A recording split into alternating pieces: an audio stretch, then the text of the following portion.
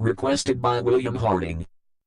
Cinemation Regalons presents Story Time with Matthew Lee, Dr. Seuss's Sleep Book, Staples Galvin's Sleep Book, in this case.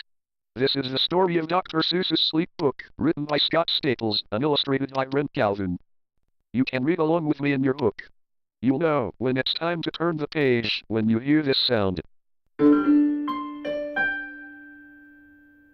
Let's begin now.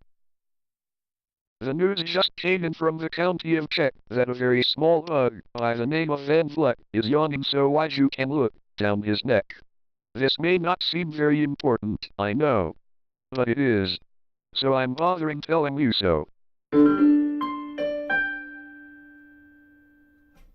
A yawn is quite catching, you see.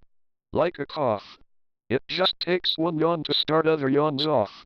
Now the news has come in that some friends of Van Vleck's are yawning so wide you can look down their necks. At this moment, right now, under 7 more noses, great yawns are in blossom. They're blooming like roses. The yawn of that one little bug is still spreading. According to latest reports, it is heading across the wide fields, through the sleepy night air, across the whole country toward every which where. And people are gradually starting to say, I feel rather drowsy.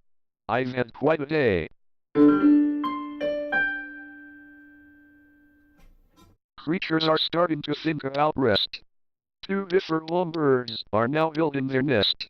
They do it each night. And quite often I wonder how they do this big job without making a blunder. But that is their problem. Not yours. And not mine. The point is, they're going to bed. And that's fine. Sleep thoughts are spreading throughout the whole land.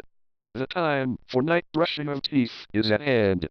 Up at Herkimer Falls, where the great river rushes and crashes, down crags and great gargling gushes, the Herkimer sisters are using their brushes.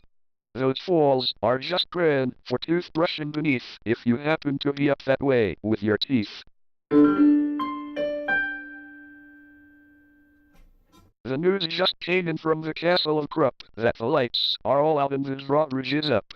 And the old drawbridge drawer just said with a yawn, my drawbridge is drawn and it's going to stay drawn till the milkman delivers the milk about dawn. I'm going to bed now. So nobody better come round with a special delivery letter. The number of sleepers is steadily growing. That is where more and more people are going. In Culpeper Springs, in the Stiltwalkers Hall, the Stiltwalker stilts are all stacked on the wall. The Stiltwalker walkers have called it a day. They're all tuckered out and they're snoozing away. This is very big news. It's important to know. And that's why I'm bothering telling you so. Way out in the west, in the town of Merced, the Hinklehorn Honking Club just went to bed. Every horn has been quietly hung on a hook for the night in its own private Hinklehorn nook. All this long, happy day they've been honking about, and the Hinklehorn honkers have honked themselves out. But they'll wake up quite fresh in the morning. And then, they'll start right in Hinklehorn honking again. Everywhere, creatures are falling asleep. The collapsible frink just collapsed in a heap. And, by adding the frink to the others before, I am able to give you the who's asleep score. Right now, 40,404 creatures are happily, deeply in slumber. I think you'll agree that's a whopping fine number. Counting up sleepers? Just how to do it? Really quite simple. There's nothing much to it. We find out how many, we learn the amount, by an audio tally count. On a mountain, halfway between Reno and Rome, we have a machine in a plexiglass dome, which listens and looks into everyone's home. And whenever it sees a new sleeper go flop, it jiggles and lets a new wiggle ball drop. Our chap counts these balls as they plop in a cup.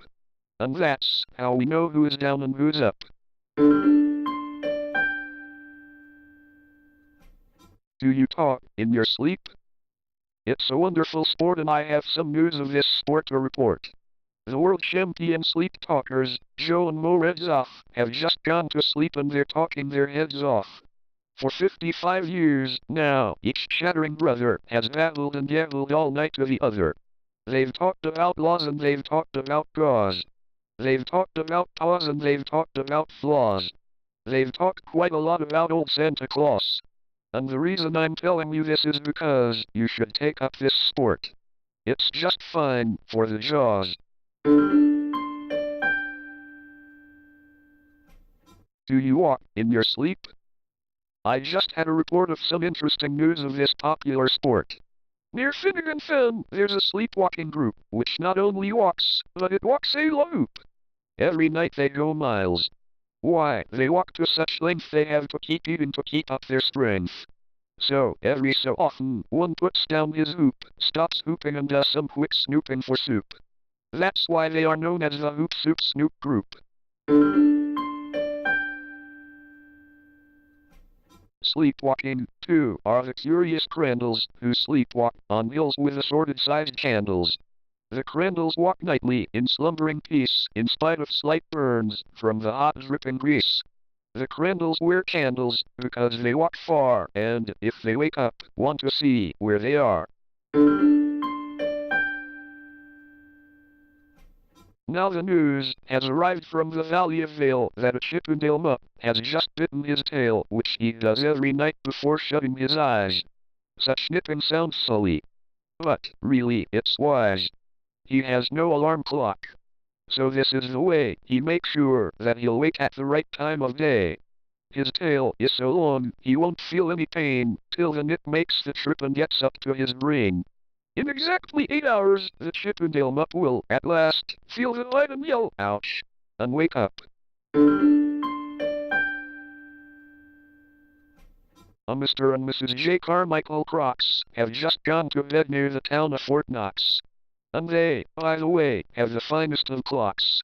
I'm not at all sure that I quite understand just how the thing works with that one extra hand.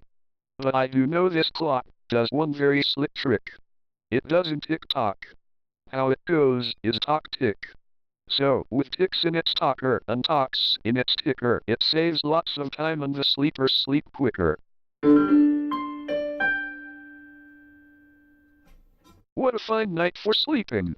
From all that I hear, it's the best night for sleeping in many a year. They're even asleep in this Wyback motel. And people don't usually sleep there too well. The beds are like rocks and, as everyone knows, the sheets are too short. They won't cover your toes.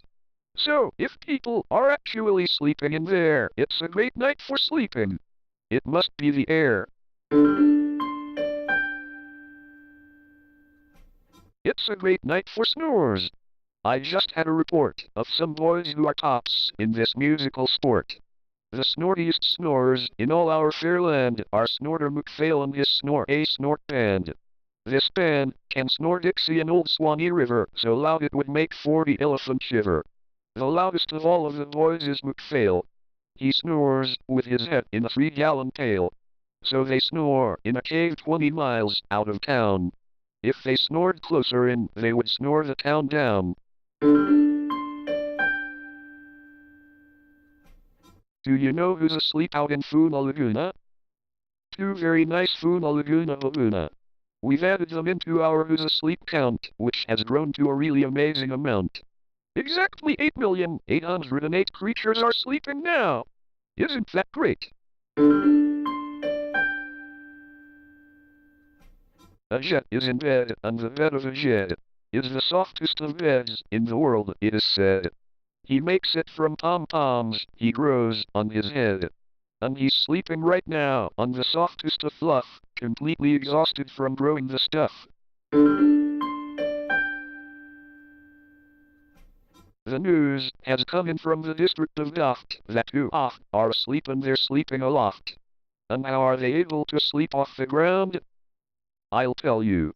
I weighed one last week and I found that an oft is so light he weighs -1 pound. A moose is asleep. He is dreaming of moose drinks. A goose is asleep. He is dreaming of goose drinks. That's well and good when a moose dreams of moose juice, and nothing goes wrong when a goose dreams of goose juice. But it isn't too good when a moose and a goose start dreaming they're drinking the other one's juice. Moose juice, not goose juice, is juice for a moose, and goose juice, not moose juice, is juice for a goose. So, when goose gets a mouthful of juices of mooses, and moose gets a mouthful of juices of gooses, they always fall out of their beds screaming screams. So, I'm warning you, now, never drink in your dreams. Speaking of dreaming, I think you should note that the Bumble Tub Club is now dreaming afloat. Every night they go dreaming down Bumble Tub Creek, except for one night, every third or fourth week, when they stop for repairs. 'Cause their Bumble Tubs leak. But tonight they're afloat, full of dreams, full of bliss, and that's why I'm bothering telling you this. At the fork of a road, in the Vale of Avode, 5-foot weary salesmen have laid down their load.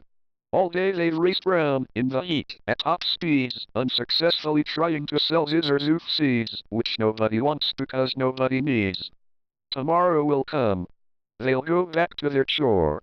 They'll start on the road, Zizzer once more, but tonight they've forgotten their feet are so sore. And that's what the wonderful night time is for. Everywhere, creatures have shut off their voices. They've all gone to bed in the beds of their choices. They're sleeping in bushes. They're sleeping in crannies. Some on their stomachs, and some on their fannies. They're peacefully sleeping in comfortable holes. Some even on soft, tufted barbershop poles. The number of sleepers is now past the millions. The number of sleepers is now in the billions. They're sleeping on steps, and on strings, and on floors, in mailboxes, ships, and the keyholes of doors. Every worm on a fish hook is safe for the night. Every fish in the sea is too sleepy to bite. Every whale in the ocean has turned off his spout. Every light between here and far food lives out. And now, adding things up, we are way beyond billions. Our who's asleep score is now up in the zillions. 99 zillion, 9 trillion and 2 creatures are sleeping. So, how about you?